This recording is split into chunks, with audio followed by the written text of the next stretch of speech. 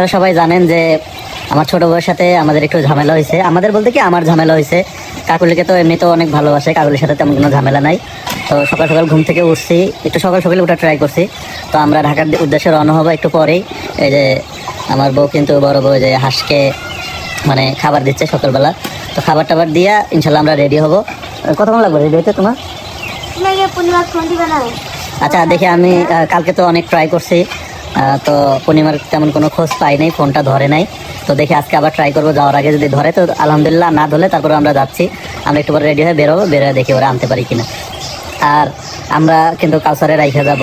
তো জানেন যে এমনি দেশের যে পরিস্থিতি, তো এই সময় আসলে কাউসারকে নিয়ে যাওয়াটাও পসিবল না, রাস্তাঘাটে যদি ঝামেলা হয়। তো আমার বড় বউ, আমি আর আমার ছোট ভাই, আমরা তিনজনই যাচ্ছি। যাই ইনশাল্লাহ দেখি আনার ট্রাই করবো।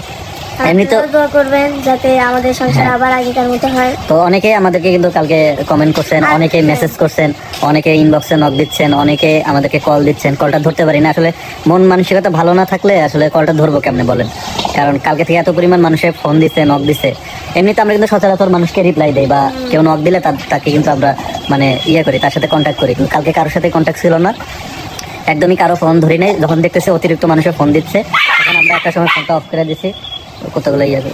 তো আমরা কিন্তু ফোনের ডাটা অফ করে বা ওয়াইফাই অফ করে আমরা কিন্তু কালকে ঘুমাইছি, কারণ প্রচুর মানুষ আমাদেরকে নক দিচ্ছেন যে ভাইয়া কি হয়েছে, আপু কি হয়েছে।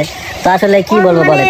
আর কালকে অনেকেই বাজে কমেন্ট করেন আমার সতীনকে নিয়ে, মানে সংসার করতেছে ভাই করুক, আপনাদের এত মন্তব্য আর সবচেয়ে সংসারটা বেশি নষ্ট হয়েছে। আর অনেকেই খেলে আমার সতীনকে এত বাজে বাজে কমেন্ট করেন যে অনেক খারাপ, ভ্যান ভ্যান চালাক। কালকেও দেখি অনেকে কমেন্ট করতেছে যে ও গেছে ভালো হয়েছে, তারপরে ও না আসলে ভালো। তো এরকম অনেকেই কমেন্ট করতেছেন। আর সবাই সবচেয়ে বেশি যে কমেন্ট করছেন যে ভাই লাইভটা ডিলিট করলেন কেন? তো লাইভটা ডিলিট করার একটা কারণ, রিজন এটা আপনাদেরকে বলি। রিজনটা হচ্ছে আমি চাই না আমাদের ভিতরে কাদা ছড়াছড়ি হোক। এই কথা আমি আগেও বলছি, এখনো বলি। আর মানে অন্য মেয়েদের মতো সিম্পাথি নিতে। আর লাইভটা কিন্তু আমার ছোট বউ দেখছে, দেখার পরে হয়তো একটু রাগ করছে, তখন ওইখান থেকে আমাদেরকে ফোন দেওয়া হয়েছে। তো আমরা বলছি ঠিক আছে লাইভটা ডিলিট করে দেবো, আর আমরা কাদা ছড়াছড়ি করবো না। ওইটা আমার ভুলের কারণেই হয়েছে, আসলে আমার লাইভে যাওয়াটা উচিত হয় নাই, যেটা আমি মনে করি আর কি। তো অনেক কিছু হয়তো লাইভে বলে ফেলছে, অনেকে শুনছেন, অনেকে শুনেননি। তো আসলে এগুলা কথায় কান দিয়ে না। আমরা চাই সবশেষে আমরা চাই আমাদের সংসারটা টিকে থাকুক, আমাদের সংসারে যেন ঝামেলা না হয়, আমরা যেন একসাথে খাইতে পারি। এই যে কালকে থেকে যে পূর্ণিমা নাই, তোমার কেমন লাগতেছে? মানে ওই যে কিরকম, মানে আগে তো মনে করো যে এক হাত থাকলে আরো দুই হাত ছিল বর্তমানে, কিন্তু এখনকার এক হাতই আছে, দুই হাত নাই।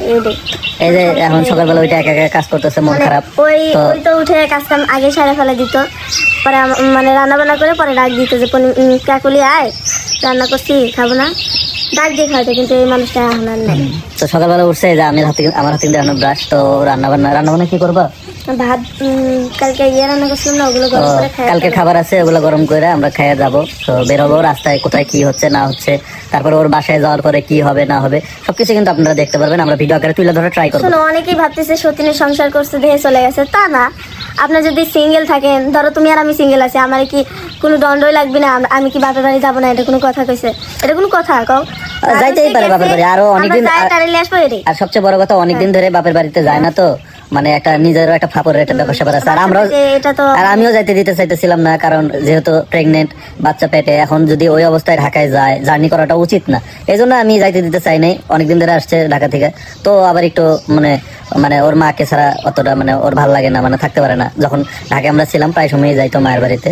তো এখন অনেকদিন হয়ে গেছে যাইতে পারে না, এই জন্য আর কি মনটা খারাপ। অনেকদিন ধরে বলতেছিল যে বাপের বাড়ি যাবো। এখন হয়তো যাওয়ার কোনো সল পাইতেছিল না, এই সুযোগে একটু মানে ক্যাচাল করে গেল। কিন্তু আশা করি ফিরে আসবে, এবং দেখি ওরে কল দিয়ে দেখি কি বলে। যা হয় না হয় সব আপনাদের সাথে শেয়ার করবো। আপনারা আমাদের সাথেই থাকেন, দেখতে থাকেন যে আসলে আমরা কতটুকু কি করতে পারি ওর জন্য, ও আসে কিনা। কিন্তু আমাদের বিশ্বাসও আসবে, ও আসলে ওইরকম মেয়ে না যে একবারে চলে গেছে। হয়তো একটু রাগ অভিমান করছে, এটাই যাইতে দিতে চাইনি, তো এখান থেকে রাগ অভিমান করছে। তো যাই হোক, দেখা যাক সামনে কি হয়।